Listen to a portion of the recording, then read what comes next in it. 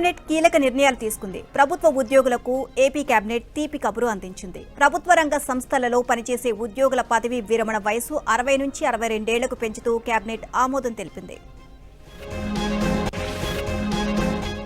YCP criminal రాజకీయాలను తిప్పికొట్టాలని మంత్రులకు CM Chandrababu దిశానిర్దేశం చేశారు. కుల సమావేశాలతో చిచ్చుపెట్టే వైసీపీ కుట్రలను తిప్పికొట్టేలా మంత్రులు చురుగ్గా వ్యవహరించాలని కేబినెట్ తర్వాత హితబోధ చేశారు. డిప్యూటీ సీఎం పవన్ కళ్యాణ్ ను అనవసర విషయాల్లోకి లాగుతున్నారని అన్నారు. కూటమి ఐక్యత చాటేలా మంత్రులందరూ స్పందించాలని సీఎం చంద్రబాబు సూచించారు. ఏపీ సీఎం చంద్రబాబుకు Bharat rising in the Modi era పుస్తకాన్ని రచయిత ఏపీ బీజేపీ మీడియా ఇన్ఛార్జి కిలారు దిలీప్ అందజేశారు. సచివాలయంలో ముఖ్యమంత్రిని మర్యాదపూర్వకంగా కలిశారు. ప్రధాని నరేంద్ర మోదీ నాయకత్వంలో దేశం సాధించిన అభివృద్ధి, సాంకేతిక ఆవిష్కరణలు, మౌలిక సదుపాయాల కల్పన, ఆర్థిక సంస్కరణలు, సంక్షేమ కార్యక్రమాలు లాంటి కీలక అంశాలు ఈ పుస్తకంలో ప్రస్తావించినట్లు ముఖ్యమంత్రికి కిలారు దిలీప్ తెలియజేశారు. విద్యార్థినుల పట్ల ఎవరైనా అసభ్యకరంగా ప్రవర్తిస్తే షూట్ అంతే అంటూ ఎమ్మెల్యే గుమ్మనూరు జయరాం ఘాటు వ్యాఖ్యలు చేశారు. అనంతపురం జిల్లా గుంతకల్లు ఎస్కేపీ డిగ్రీ కళాశాలలో 6 కోట్లతో నిర్మించిన మహిళా హాస్టల్ను ఎమ్మెల్యే శంకుస్థాపన చేశారు. విద్యార్థులకు విద్యా ఉద్యోగ అవకాశాలకు కల్పించేందుకు సీఎం చంద్రబాబు, మంత్రి లోకేష్ వేల కోట్ల నిధులు మంజూరు చేస్తున్నారని అన్నారు. అలాగే ప్రైవేటు సంస్థలను ఏపీకి ఆహ్వానిస్తున్నారని చెప్పారు. లండన్, ఆక్స్ఫర్డ్ యూనివర్సిటీలో విద్యా అవకాశం పొందిన ఫాతిమా అనే విద్యార్థినికి ఎమ్మెల్యే జయరాం ఆర్థిక సహాయం అందించి శాలువాతో సత్కరించారు. అనంతరం విద్యార్థినులతో కలిసి భోజనం చేశారు. కేంద్రం రాష్ట్రంలో డబుల్ ఇంజిన్ సర్కార్తో అభివృద్ధి వేగంగా జరుగుతుందని కేంద్ర మంత్రి తొఖాన్ సాహు అన్నారు. ఇక అమరావతికి వచ్చిన ఆయన మంత్రి నారాయణతో మర్యాదపూర్వకంగా భేటీ అయ్యారు. అమరావతిలోని సిఆర్డీఏ కార్యాలయంలో అధికారులతో కలిసి కేంద్ర మంత్రి సాహు, మంత్రి నారాయణ సమీక్ష నిర్వహించారు.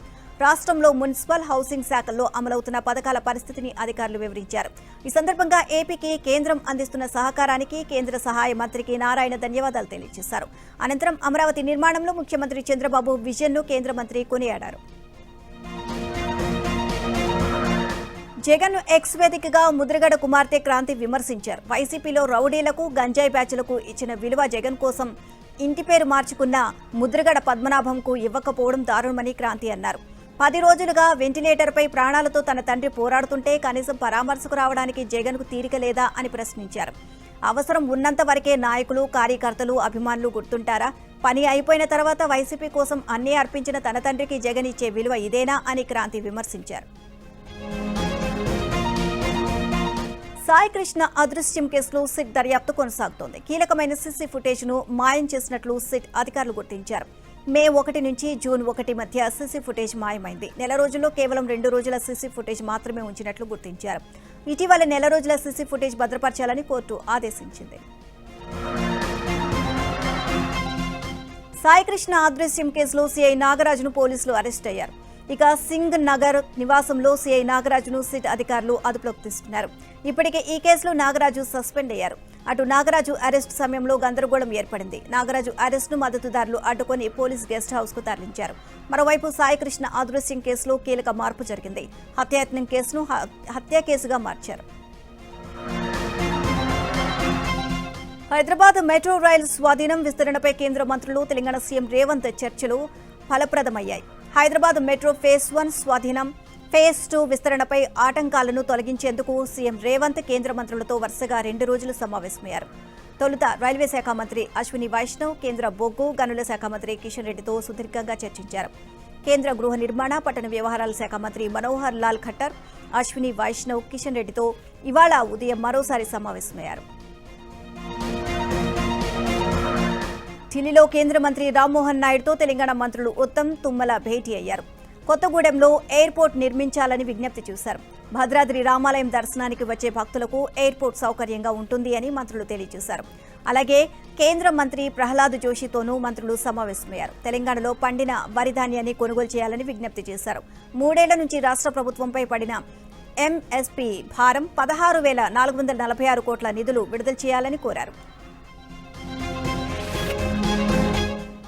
రైతు నేస్తం ద్వారా తెలంగాణ వ్యాప్తంగా విత్తన మేళాలకు ప్రభుత్వం శ్రీకారం చుట్టింది. ఢిల్లీ తెలంగాణ భవన్లో ఆన్లైన్ ద్వారా మంత్రులు తుమ్మల, ఉత్తమ్ విత్తన మేళా ప్రారంభించారు. ఈ నెల 30 వరకు తెలంగాణలోని 2601 రైతు వేదికల్లో విత్తన మేళాలను ప్రారంభించనున్నారు. అలాగే అధిక డిమాండ్ ఉన్న 7 సన్న వరి రకాలకు బోనస్ను ప్రభుత్వం ప్రకటించింది. ప్రజాభవన్లో గ్రామీణాభివృద్ధి, పంచాయతీరాజ్ శాఖలపై మంత్రి సీతక్క సమీక్ష నిర్వహించారు. తెలంగాణ గ్రామాలను ఆదర్శ గ్రామాలుగా తీర్చిదిద్దేందుకు అన్ని శాఖలు కలిపి ఉమ్మడి ప్రణాళిక రూపొందించుకోవాలని సీతక్క అధికారులకు దిశానిర్దేశం చేశారు. ఏ శాఖకు ఆ శాఖ విడివిడిగా పనిచేస్తే ఆశించిన ఫలితాలు రావని, అన్ని శాఖలు సమన్వయంతో పనిచేస్తేనే సమగ్ర అభివృద్ధి సాధ్యపడుతుంది అని అన్నారు. ఎలాంటి పరిస్థితులు ఎదురైనా తెలంగాణ గ్రామీణ ప్రజలకు సమస్యలు లేకుండా చూడాలని అధికారులను ఆదేశించారు. కేంద్ర మంత్రి కిషన్ రెడ్డికి గోషామహల్ ఎమ్మెల్యే రాజాసింగ్ బహిరంగ లేఖ రాశారు. సింగరేణిలో 40 లక్షల మెట్రిక్ టన్నుల బొగ్గు స్కామ్ జరిగింది అన్న ఆరోపణలపై సిబిఐ విచారణ జరిపించాలని రాజాసింగ్ లేఖలో కోరారు. సింగరేణి సంస్థలో తెలంగాణ ప్రభుత్వానికి 51% వాటా ఉన్నందున పూర్తి బాధ్యత రాష్ట్ర ప్రభుత్వానిదే అన్నారు. 40 లక్షల టన్నుల బొగ్గు ఎక్కడికి వెళ్లింది, బాధ్యులు ఎవరు అనే దానిపై సమగ్ర దర్యాప్తు చేపట్టి నిజాలు వెలికితీయాలని విజ్ఞప్తి చేశారు. తెలంగాణలో బీఆర్ఎస్ పని అయిపోయింది అన్నారు టీపీసీసీ చీఫ్ మహేష్ కుమార్ గారు. ఇక కేటీఆర్, హరీష్ రావు రోజుకు ఊరు వెళ్తూ కాంగ్రెస్ పై దుష్ప్రచారం చేస్తున్నారని ఆగ్రహాన్ని వ్యక్తం చేశారు. 10 ఏళ్ల బీఆర్ఎస్ దోపిడీని ప్రజలు మర్చిపోలేదని, ఎప్పుడు ఎన్నికలు వచ్చినా కాంగ్రెస్దే గెలుపు అన్నారు. సంగారెడ్డి జోగిపేటలో కాంగ్రెస్ బీఎస్సీ శిక్షణా శిబిరం ఏర్పాటు చేశారు. ఏఐసీసీ ఇన్ఛార్జి మీనాక్షి నటరాజన్, రాజా నరసింహ తదితరులు హాజరయ్యారు. నిర్మల్ జిల్లా భైంస మండలంలో ఎస్టీటీ ఉపాధ్యాయుడు సాయినాథ్ వినూత్న కార్యక్రమానికి శ్రీకారం చుట్టారు. లింగా గ్రామంలోని ప్రభుత్వ పాఠశాలలో విద్యార్థుల సంఖ్య పెంచేలా నిర్ణయం తీసుకున్నారు. స్కూల్లో చేరే విద్యార్థులకు ప్రతి నెల 1000 రూపాయలు పారితోషికం ప్రకటించారు. గ్రామంలోని ప్రతి ఇంటికి వెళ్లి విద్యార్థులను చేర్చాలని అభ్యర్థిస్తున్నారు. ప్రభుత్వ పాఠశాలను బలోపేతం చేయాలి అనే సంకల్పంతో ముందుకు సాగుతున్న సాయినాథ్ ప్రయత్నంపై గ్రామస్తులు ప్రశంసలు కురిపిస్తున్నారు. అమరావతి వెంకటపాలెం టోల్గేట్ దగ్గర హైకోర్టు లాయర్లు, అడ్వకేట్లు నిరసనకు దిగారు. ఈ టోల్గేట్లో 2 సార్లు డబ్బులు కట్ అవుతున్నాయని ఆరోపించారు.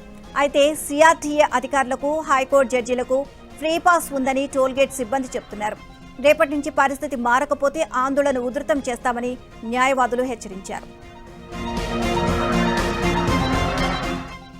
కామారెడ్డి జిల్లా తాడ్వాయి మండల కేంద్రంలో బీఆర్ఎస్ ఆధ్వర్యంలో నిర్వహించిన ధర్నా ఉద్రిక్తంగా మారింది. ధర్నాకు అనుమతి లేదంటూ రైతులు, బీఆర్ఎస్ నాయకులను పోలీసులు అడ్డుకున్నారు. ఒక రైతు పెట్రోల్ పోసుకుని ఆత్మహత్యాయత్నం చేయగా అప్రమత్తమైన పోలీసులు వెంటనే అడ్డుకుని పరిస్థితిని అదుపులోకి తీసుకొచ్చారు. మాజీ బీఆర్ఎస్ ఎమ్మెల్యే జాజాల సురేందర్ బైక్పై వచ్చి నిరసన తెలపడంతో పోలీసులు అరెస్ట్ చేశారు. రైతుల సమస్యలపై ప్రభుత్వ వైఖరిని నిరసిస్తూ బీఆర్ఎస్ నాయకులు ఆందోళన కొనసాగించారు. హైదరాబాద్లో సర్కి వ్యతిరేకంగా నిరసన ర్యాలీ చేపట్టారు. ట్యాంక్ బండ్ అంబేద్కర్ విగ్రహం నుంచి బీఆర్కే భవన్కు ర్యాలీ నిర్వహించారు. కాంగ్రెస్, టీజేఎస్, లెఫ్ట్ పార్టీల నేతలు ర్యాలీలో పాల్గొన్నారు. యునైటెడ్ ఫెడరేషన్ విద్యార్థులు తెలంగాణ సచివాలయం ముట్టడికి ప్రయత్నించారు. ఫీజు రియంబర్స్మెంట్ బకాయిలు విడుదల చేయాలని డిమాండ్ చేశారు. నిరసనకారులను పోలీసులు అడ్డుకుని అరెస్ట్ చేశారు. మంచిర్యాలలోని బస్టాండ్ ఏరియా, మార్కెట్ ఏరియాలో అక్రమంగా నిర్మించిన షెడ్లను పోలీసుల పహారా మధ్య జేసీబీలతో మున్సిపల్ సిబ్బంది తొలగించింది. ఏసీపీ ప్రకాష్ ఆధ్వర్యంలో భారీగా పోలీసులు మోహరించి యుద్ధ ప్రాతిపదికన అక్రమ నిర్మాణాలు కూల్చివేతలు చేపట్టారు. ఎలాంటి నోటీసులు ఇవ్వకుండా సామగ్రి సర్దుకునేలోపే షాపులు కూల్చివేస్తున్నారని వ్యాపారులు ఆవేదన వ్యక్తం చేస్తున్నారు. అయితే 15 రోజుల కిందటే నోటీసులు ఇచ్చామని, స్పందించకపోవడంతో కూల్చివేతలు చేపట్టామని మున్సిపల్ అధికారులు తెలియజేశారు. జోగులాంబ గద్వాల్ జిల్లా రాజోలి మండలం తుమ్మిళ్ల గ్రామంలోని ఇసుక రీచ్ దగ్గర తీవ్ర కలకలం రేగింది. టీజీఎండీసీ ఆధ్వర్యంలో నడుస్తున్న ప్రభుత్వ ఇసుక రీచ్పై ఏపీకి చెందిన కొందరు నాయకులు దాడికి పాల్పడ్డారని రాజోలి పోలీస్ స్టేషన్లో ఫిర్యాదు చేశారు. గుంటూరు జిల్లాకు చెందిన నాయకులు 2 కార్లలో తుమ్మిళ్ల ఇసుక రీచ్కు చేరుకుని విధుల్లో ఉన్న సైట్ ఇన్ఛార్జి ఎల్వి చౌదరిపై దాడికి దిగారు. ఇనుప రాడ్లతో భయభ్రాంతులకు గురిచేస్తూ రికార్డులు, భారీ మొత్తంలో నగదు బ్యాగ్ను బలవంతంగా లాక్కొని పరారయ్యారని బాధితుడు పోలీసులకు ఫిర్యాదు చేశాడు. కర్నూలు జిల్లా ఆదోని సబ్ కలెక్టరేట్లో విద్యుత్ శాఖ ఏఈ నిర్వాకం వెలుగు చూసింది. ప్రజా సమస్యల పరిష్కార వేదికలో అధికారులంతా అర్జీలు స్వీకరిస్తూ బిజీగా ఉంటే కరెంటు ఏఈ ఉలిగప్ప మాత్రం దర్జాగా మొబైల్లో సినిమా చూస్తూ సేద తీరడం చర్చనీయాంశమైంది. బాధ్యతాయుతంగా వ్యవహరించాల్సిన అధికారి నిర్లక్ష్య వైఖరిని ప్రజలు తప్పుపడుతున్నారు. ఇక ఆయనపై వెంటనే చర్యలు తీసుకోవాలని డిమాండ్ చేస్తున్నారు. భర్త ఇంటి ముందు బంధువులతో భార్య ఆందోళనకు దిగిన ఘటన హైదరాబాద్ జీడిమెట్లలో జరిగింది. అదనపు కట్నం కోసం నిత్యం భర్త, అత్త, మామ వేధిస్తున్నారు అంటూ జయశ్రీ ఆరోపించింది. అడిగితే ఇంట్లోకి రానివ్వకుండా ఇబ్బందులకు గురిచేస్తున్నారని బాధితురాలు ఆవేదన వ్యక్తం చేసింది. తూర్పుగోదావరి జిల్లా దేవరపల్లి గ్రామంలోని బీసీ కాలనీలో నూతనంగా నిర్మించిన శ్రీకృష్ణ ఆలయంలో శ్రీకృష్ణ విగ్రహ ప్రతిష్ఠ మహోత్సవాలు అంగరంగ వైభవంగా ప్రారంభమయ్యాయి. వేద పండితుల ఆధ్వర్యంలో విఘ్నేశ్వర పూజ, పుణ్యాహవాచనం, నవగ్రహ హోమం, శ్రీకృష్ణ హోమం, లక్ష్మీ గణపతి హోమం నిర్వహించారు. అనంతరం ప్రతిష్టాపిత శ్రీకృష్ణ విగ్రహానికి జలాదివాసం, క్షీరాదివాసం, ధాన్యాదివాసం తదితర క్రతువులు నిర్వహించారు. ఈ వేడుకల్లో భక్తులు పెద్ద ఎత్తున పాల్గొని పూజా కార్యక్రమాలు నిర్వహించారు. మలక్పేట యశోద ఆసుపత్రి వైద్యులు అరుదైన ఆపరేషన్ విజయవంతంగా నిర్వహించారు. వెన్నునొప్పితో బాధపడుతున్న 53 ఏళ్ల మహిళకు మల్టీ లెవెల్ స్పైనల్ ఫిక్సేషన్ పూర్తి చేశారు. యశోద సూపర్ స్పెషాలిటీ ఆసుపత్రి senior consultant neuro surgeon doctor Srinivas ఆధ్వర్యంలో రోగికి multi level spinal decompression, discectomy, pedicle screw fixations, spinal stabilisation శస్త్రచికిత్సను జనరల్ అనెస్థీషియాలో విజయవంతంగా నిర్వహించారు. ప్రపంచ సంగీత దినోత్సవం సందర్భంగా మ్యూజికల్ అకాడమీ ప్రెజెంటో పేరిట 700 మంది విద్యార్థులతో సంగీత దినోత్సవాన్ని ఘనంగా నిర్వహించింది. కూకట్పల్లి కేపీహెచ్బీలోని చట్నీస్ బ్యాంక్వెట్ హాల్లో ఈ వేడుకలు అందరినీ ఆకట్టుకున్నాయి. ఇక 30 మందికి పైగా విద్యార్థులు తమ గాత్ర వాయిద్యాలతో సోలో ప్రదర్శన చేసి సంగీత ప్రియులను మంత్రముగ్ధులను చేశారు. ఈ కార్యక్రమాలను నిర్వహించిన మ్యూజికల్ అకాడమీ వ్యవస్థాపకులు లక్ష్మీనారాయణ, ఏలూరికి విద్యార్థులు, తల్లిదండ్రులు కృతజ్ఞతలు తెలియజేశారు. వర్షాలు కురవాలని పెద్దపల్లి జిల్లా గోదావరిఖని మార్కండేయ కాలనీలోని హనుమాన్ ఆలయ కమిటీ సభ్యులు ప్రత్యేక పూజలు నిర్వహించారు. వరుణ దేవుడు కరుణించాలని, రామగుండం పారిశ్రామిక ప్రాంతంలో పాటు రాష్ట్ర వ్యాప్తంగా వర్షాలు కురవాలని హనుమాన్ ఆలయంలో కప్పతల్లి పూజలు నిర్వహించారు. కప్పలకు పెళ్లి చేసి పురవీధుల గుండా ఊరేగించారు. త్వరగా వర్షాలు కురవాలని వరుణ దేవుడికి మొక్కుకున్నారు. నైరుతి రుతుపవనాల్లో కదలిక వచ్చింది. దీనికి తోడు ఉత్తర మధ్య బంగాళాఖాతంలో ఉపరితల ఆవర్తనం ఏర్పడింది. దీంతో ఏపీ, తెలంగాణలో వర్షాలు కురుస్తున్నాయి. ఈ నెల 28 వరకు భారీ వర్షాలు పడే అవకాశం ఉందని వాతావరణ శాఖ తెలియజేస్తోంది. ఇక తెలంగాణలోని పలు జిల్లాల్లో భారీ వర్షాలు కురుస్తున్నాయి. హైదరాబాద్లో రాత్రి కుండపోతు లోతట్టు ప్రాంతాలు జలమయమయ్యాయి. సంగారెడ్డి జిల్లా పటాన్చెరులో వర్షం బీభత్సాన్ని సృష్టించింది. ఆర్సీపురం, బీహెచ్ఎల్, అమీన్పూర్ ప్రాంతాల్లో అర్ధరాత్రి కురిసిన వర్షానికి లోతట్టు ప్రాంతాలు జలమయమయ్యాయి. అమీన్పూర్ రాఘవేంద్ర కాలనీలో రాత్రి కురిసిన వర్షానికి అపార్ట్మెంట్ సెల్లార్లోకి వర్షం నీరు చేరి కార్లు, బైకులు మునిగిపోయాయి. సెల్లార్లో నీరు నిలిచిపోవడంతో అపార్ట్మెంట్ వాసులు తీవ్ర ఇబ్బందులు పడ్డారు. ఫైర్ ఇంజిన్ సహాయంతో నీటిని బయటకు తోడారు. మైలార్దేవ్పల్లి డివిజన్లో నిన్న రాత్రి కురిసిన భారీ వర్షానికి కొన్ని చోట్ల భారీ చెట్లు, స్తంభాలు విరిగిపడ్డాయి. రోడ్డుపై పడిన స్తంభాన్ని ధాన్యం లారీ ఢీకొట్టడంతో ధాన్యం బస్తాలు పడి విద్యుత్ సరఫరా నిలిచిపోయింది. దీంతో అనేక కాలనీల ప్రజలు రాత్రంతా అంధకారంలోనే తీవ్ర ఇబ్బందులు పడుతూ గడపాల్సి వచ్చింది. కాలనీలో వర్షపు నీరు నిలిచిపోవడంతో రాకపోకలకు తీవ్ర ఇబ్బందులు ఎదుర్కొన్నారు. ఇక అధికారులు స్పందించి చెట్ల తొలగింపు, విద్యుత్ సరఫరా పునరుద్ధరణ చర్యలు చేపట్టాలని స్థానికులు కోరుతున్నారు. తిరుపతి జిల్లా చిన్నగొట్టిగల్లు మండలంలో ఏనుగుల గుంపు సంచారం ఆందోళన కలిగిస్తోంది. భాగరాపేట అటవీ ప్రాంత ప్రజలు అప్రమత్తంగా ఉండాలని అటవీ శాఖ హెచ్చరించింది. ఉస్తికాయల పెంట అటవీ ప్రాంతంలో 13 ఏనుగులు ఉన్నట్లుగా గుర్తించారు.